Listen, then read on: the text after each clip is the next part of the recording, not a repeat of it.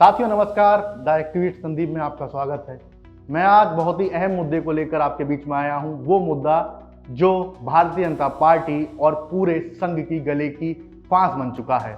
अमित शाह का वो बयान संसद के अंदर जो उन्होंने डॉक्टर बाबा साहब अम्बेडकर को अपमानित करने के लिए दिया। एक वो पार्टी जो लगातार सड़क से लेकर सदन तक डॉक्टर बाबा साहब अम्बेडकर के इस बयान पर लड़ाई लड़ रही है। सदन के अंदर कह रही है कि डॉक्टर बाबा साहब अम्बेडकर का अपमान नहीं सहेगा हिंदुस्तान। अमित शाह माफी मांगो, माफी मांगो। लेकिन एक तरफ वो पार्टी है जो दलितों को अपना हितैषी बताती है, जो कहलाई जाती है कि दलितों की सबसे बड़ी हितैषी पार्टी है, लेकिन वो सिर्फ और सिर्फ कांग्रेस पर, वो सिर्फ और सिर्फ अन्य विपक्षी पार्टियों पर आरोप प्रत्यारोप लगा रही है। ये वो पार्टी है जिसने दलितों का जीवन नष्ट कर दिया। ये वो पार्टी है जिसने डॉक्टर बाबा साहब अम्बेडकर के मिशन मूवमेंट को भारतीय जनता पार्टी के हाथों में बेच दिया। सही समझा, आप लोगों ने सही समझा साथियों। मैं बात कर रहा हूं बहुजन समाज पार्टी बहन जी मायावती जी की, जिन्होंने पूरा दलित समाज का संगठन, पूरा दलित समाज का mission movement Bharatiya Janata party के हाथों में बेचने का कार्य किया। साथियों मैं आपको बताना चाहूंगा कि जिस तरीके से पूरे देश के अंदर आज अमित शाह का विरोध हो रहा है, आज गृह मंत्री के खिलाफ तरह तरह के भाषण, गृह मंत्री के खिलाफ पुरजोर विरोध करके ये सारी चीजें बनाई जा रही हैं, उसके पीछे मकसद एक ही है, भारतीय जनता पार्टी की मनुवादी सोच, संघ की मनुवादी सोच, और जिस तरीके से संविधान को खत्म करने के लिए भारतीय जनता पार्टी लगातार कदम बढ़ा रही है, वो सोच जिसके खिलाफ अगर आज कोई खड़ा है तो मैं देखता हूं राहुल गांधी सड़क पर रहते हैं, राहुल गांधी संसद के अंदर बोलते हैं, जातिगत जनगणना की बात करते हैं, दलित हितैषी मुद्दों पर जमकर लड़ाई लड़ते हैं, और तमाम ऐसे मुद्दे हैं जहां पर राहुल गांधी एकजुट होकर तमाम विपक्षी पार्टियों को एक साथ लेकर बोलते हैं कि डॉक्टर बाबा साहब अम्बेडकर का अपमान और नहीं सहेगा हिंदुस्तान। कल राहुल गांधी पर एफआईआर की गई सिर्फ इसलिए क्योंकि वो डॉक्टर बाबा साहब अम्बेडकर के जो अपमानित शब्द हैं जो अमित शाह ने दिए हैं उसका विरोध कर रहे थे, और भाजपा सांसदों को लगातार समझा रहे थे कि आप लोगों को डॉक्टर बाबा साहब अम्बेडकर को गाली नहीं देनी चाहिए। उल्टा राहुल गांधी पर एफआईआर कर दी गई है। ये सोच किसकी है? ये सोच संघ की सोच है, ये सोच मनुवाद की सोच है, ये सोच उस संविधान के खिलाफ की सोच है जो चाहता है कि डॉक्टर बाबा साहब अम्बेडकर के विचार इस देश से मिट जाएं।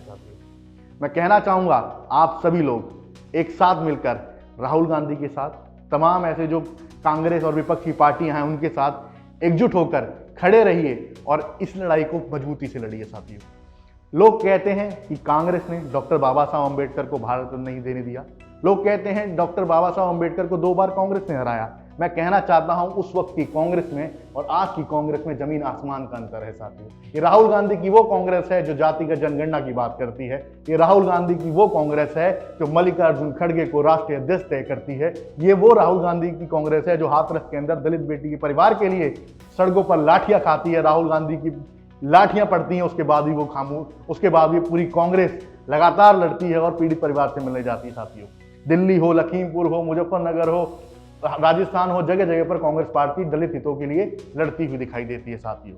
और मायावती जी आरोप लगाती हैं कांग्रेस ने ये किया। अरे मायावती जी, आपने दलित युवाओं का जीवन नष्ट कर दिया, आपने पूरा मिशन मूवमेंट संघ के हाथों बेच दिया, लेकिन आपको रत्ती पर शर्म नहीं आई कि किस तरीके से देश के दलित युवा आपसे उम्मीद लगाए बैठे थे। आज वो उम्मीद हम सबको, तमाम दलित युवाओं को कांग्रेस के अंदर दिखती है।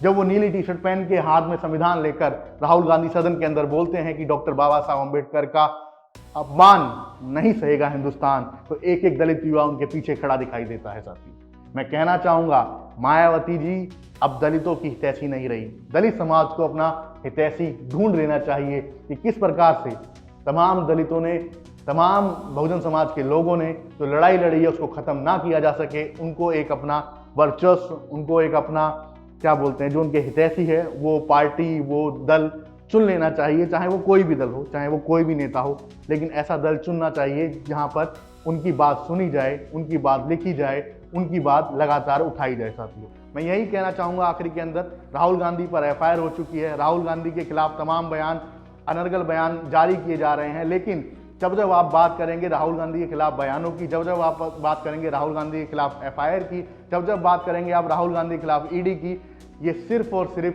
प्रधानमंत्री नरेंद्र मोदी की घटिया सोच है। प्रधानमंत्री नरेंद्र मोदी की वो रणनीति है जो चाहते हैं कि देश के अंदर संविधान खत्म हो सके, जो चाहते हैं कि देश के अंदर मनुस्मृति का राज लागू हो सके, ताकि राहुल गांधी जैसे तमाम वो लोग जो संविधान को बचाना चाहते हैं वो इस देश के अंदर ना टिक पाएं और संविधान की आवाज़ ना उठा पाएं। नमस्कार साथियों।